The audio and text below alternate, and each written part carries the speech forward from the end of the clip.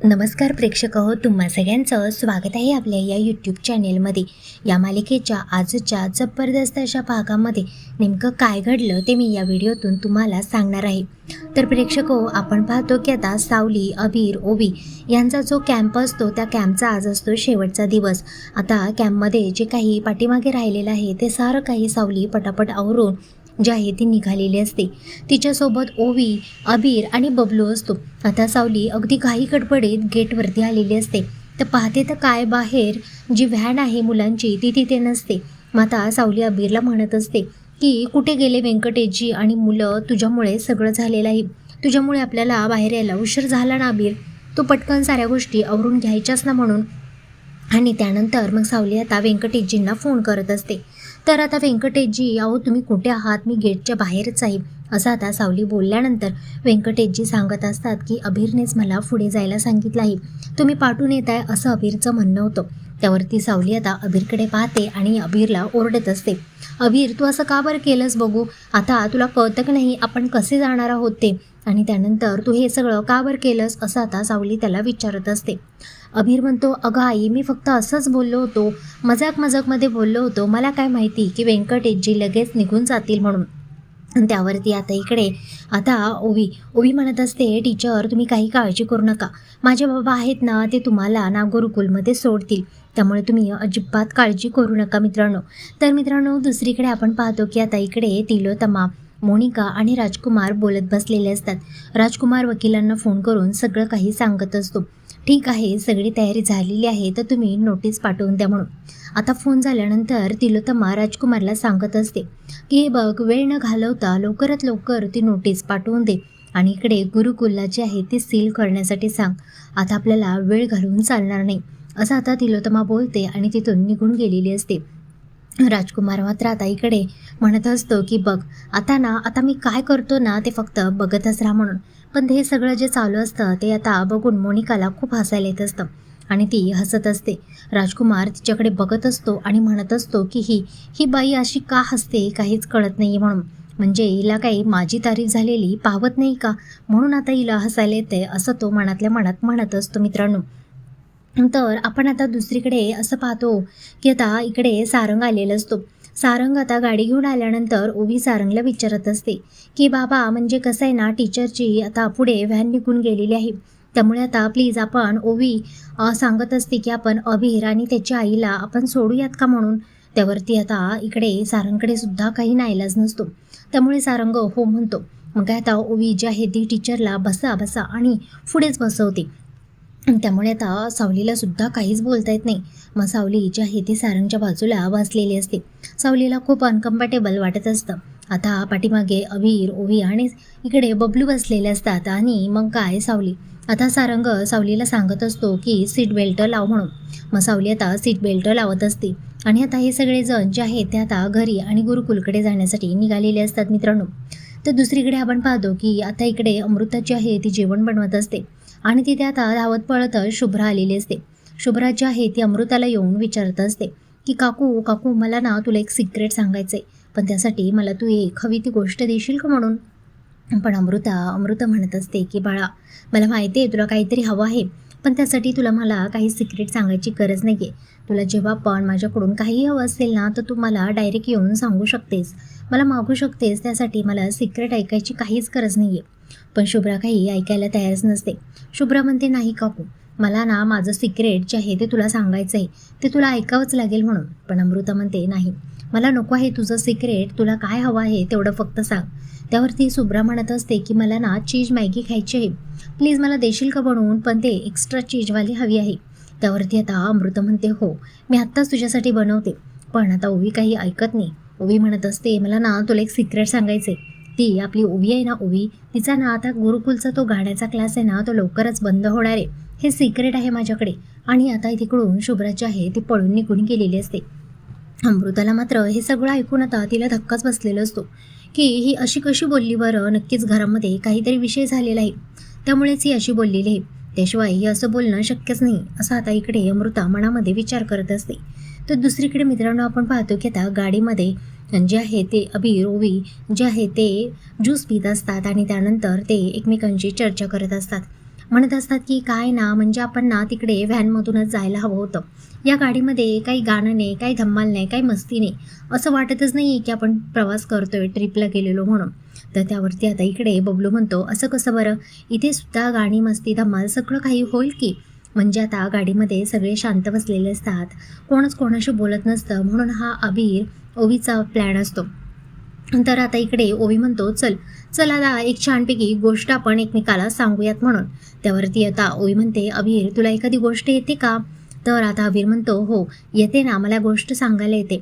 माझ्याकडे ना खूप साऱ्या गोष्टी आहेत, पण त्यातली एक खास गोष्ट आहे ती म्हणजे राजा आणि राणीची. आता इकडे सावली तर डोक्याला हातच लावते. तिला आता कळालेलं असतं की अबीर जो आहे तो आता मी शिकवलेलीच गोष्ट बहुतेक सांगतोय की काय. आता अबीर सांगायला सुरुवात करतो की मला जी गोष्ट येते ना ती खूप छान आहे. त्या गोष्टीमध्ये एक राजा आणि एक राणी असते. आता इकडे ते राजा आणि राणीचा एकमेकांवरती खूप प्रेम असतं आणि त्यांचा खूप छान असा संसार देखील चालू असतो.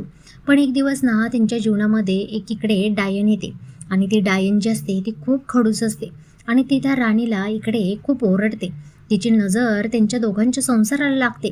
मग काय, राजा इकडे चक्क राणीवरती हात उचलतो आणि राणीला धक्के मारून घराच्या बाहेर काढलं जातं. मग त्यानंतर आता इकडे ती राणी कुठे जाते, काय जाते, हा काही प्रश्न नाही आहे. तर आता आपण ते ना खूप दिवसातून आता पुन्हा एकत्र आलेले असतात. आता पुन्हा एकत्र आल्यानंतर पण ते एकमेकांशी काहीच बोलत नाहीत. असं आता या दोघांची जी आहे ती स्टोरी चाललेली असते. सारंगसुद्धा अगदी इकडे कासावीस झालेलं असतो, कारण की त्याला कळत असतं की ही स्टोरी जी आहे ती आपली आहे. तो त्या मुलांना शांत बसा असं सांगत असतो. पण इकडे आता बबलू पोरांना शांत बसायला सांग. आता बबलूसुद्धा हसत असतो, कारण की ही जी स्टोरी आहे ती सारंग आणि सावलीची आहे हे बबलूने आता ओळखलेलंच असतं. मग काय, सावली तर आता डोक्यालाच हात लावून घेते. ती अबीरला थांबवायचा प्रयत्न करत असते, पण अबीर हा अबीर असतो, तो काही थांबायचं नाव घेत नाही. तर दुसरीकडे आपण पाहतो की अमृता आता इकडे मोनिकाकडे गेलेली असते. मोनिकाला जाऊन ती आता जाब विचारत असते, मोनिका इकडे ये, मला तुझ्याशी महत्त्वाचं बोलायचं आहे. मोनिका म्हणते, हां बोल ना, बोल अमृता, काय बोलायचं आहे? तू शुभ्राला नेमकं काय सांगितलंस? शुभ्रा मला सिक्रेट सांगायला आली होती. आता मोनिका विचारते, कोणतं सिक्रेट आणि काय बोलतेस अमृता? अगं गुरुकुलचं सिक्रेट. आता तुझी शुभ्रा इकडे असं बोलत होती की या ओवीचं गुरुकुल जे आहे ते बंद पाडणार आहे. अमृता तिला जाब विचारत असते की अगं तू असं का करत आहेस आणि त्या छोट्याशा मुलीच्या मनावरती एवढे घाणघाण संस्कार का करतेस म्हणून. तिला नको ते तिच्या डोक्यात का वरवतेस म्हणून. त्यावरती मोनिका म्हणते, अगं अमृता, कुठे त्या ओवीचं ऐकते, कुठे त्या शुभ्राचं ऐकतेस म्हणून. किती लहान आहे ती, तिला जे वाटेल ते बोलत असते ती. आता अमृता म्हणत असते, नाही, शुभ्रा ही कधीच स्वतःच्या मनाचं बोलत नाही. काहीतरी झाल्याशिवाय ती कधीच बोलत नाही, हे गोष्ट मला चांगली माहीत आहे. हे बघ, आता तिकडे ओवीच्या नादी तू लागू नकोस, ओवीच्या आईच्यामध्ये तू इंटरफेअर करू नको. आणि जर पुन्हा आता इकडे ओवीचा गुरुकुलचा क्लास बंद पाडायचा विचारसुद्धा करू नको, नाहीतर माझ्या एवढी वाईट कोणी नाही, असं अमृता आता इकडे मोनिकाला म्हणत असते. तू का बरं असं करत आहेस म्हणून तुला काय घेणं देणं इकडे ओवीशी. तर आता मोनिका आता अमृताला सांगत असते, अमृता मी तुला एकदा सांगितलं ना, नाही शुभ्रा काही एक बोलते, तिच्याकडे लक्ष देऊ नकोस. आणि आता या शुभ्राकडे ना मी पाहतेच असं म्हणून आता इकडे जी आहे ती मोनिका तिथून आता शुभ्राला शोधण्यासाठी गेलेली असते मित्रांनो. मग काय, आता इकडे शुभ्रा जी आहे ती राजकुमार आणि तिलोत्तमा यांच्यासोबत पकडापकडी खेळत असते. आता मोनिका जाते आणि एकदम ओरडून आता शुभ्राला जवळ घेते. राजकुमार म्हणत असतो, काय झालं मोनिका? तिलोत्तमासुद्धा म्हणते की मोनिका काय झालं, तिच्यावरती अशी का ओरडत आहेस म्हणून. त्यावरती मोनिका म्हणते की इकडे इकडे शुभ्रा, तू तू अमृता काकूला काय बोललीस बरं? काय सांगितलंस तिला, कोणत्या सिक्रेटबद्दल सांगितलंस? राजकुमार विचारतो, काय झालं मोनिका, सांगशील की नाही? राजकुमार, तुला माहिती आहे हिने काय केलं? हिने ना अमृताला आपल्या गुरुकुल बंद पडण्याबाबत सांगितलेलं आहे. ओवीचा गुरुकुलचा क्लास बंद होणार आहे हे अमृताला हिने सांगितलं. त्यावरती आता राजकुमार इकडे शुभ्राला म्हणत असतो, शुभ्रा बाळा, हे असं का केलंस बरं तू? तुला मी प्रॉमिस केलं होतं ना, मी तुला सगळं काही तुला देईन म्हणून, मग तू असं का वागलीस बरं? त्यावरती शुभ्रा म्हणते, नाही, खोटारडे आहात तुम्ही, खोटारडे. तुम्ही प्रॉमिस बोलूनसुद्धा तुम्ही प्रॉमिस पूर्ण करत नाही.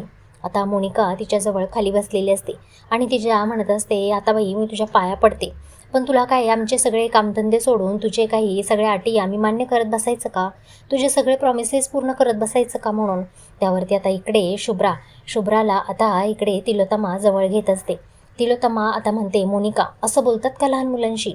शुभ्रा इकडे बाळा, बाळा तुला माहिती आहे ना, तुझी आऊ तुझी आजी तुझ्यासाठी सगळं काही करते म्हणून. मी कधीही तुझे प्रॉमिस तोडलेले नाही. तुला माहिती आहे ना, मी तुला प्रॉमिस करते की आता आपण ना सुद्धा छान अशा ट्रिपला एका जाऊयात.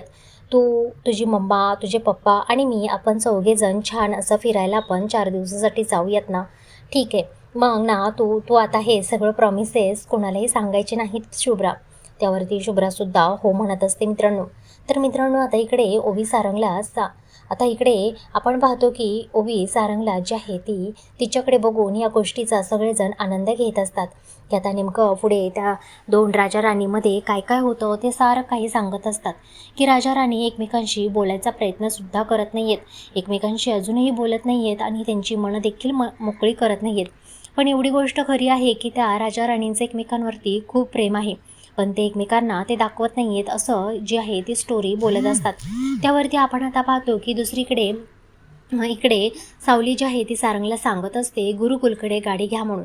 सारंग म्हणत असतो गुरुकुलकडे जाऊन आता काय करणार, आता घरी जा म्हणून. पण सावली म्हणते नाही, मुलं गुरुकुलकडे गेलेली आहेत, त्या गुरुकुलकडे मुलं जी आहे ती त्यांना त्यांच्या आईवडिलांकडे पोचवत नाही तोपर्यंत माझी जबाबदारी संपत नाही. मग काय आता सावलीच्या म्हणण्याप्रमाणे सारंगने आता गुरुकुलकडे गाडी घेतलेली असते मित्रांनो. तर मित्रांनो अशा प्रकारे आता इकडे आजचा एपिसोड झालेला आहे. कसा वाटला कमेंट करून सांगा. धन्यवाद.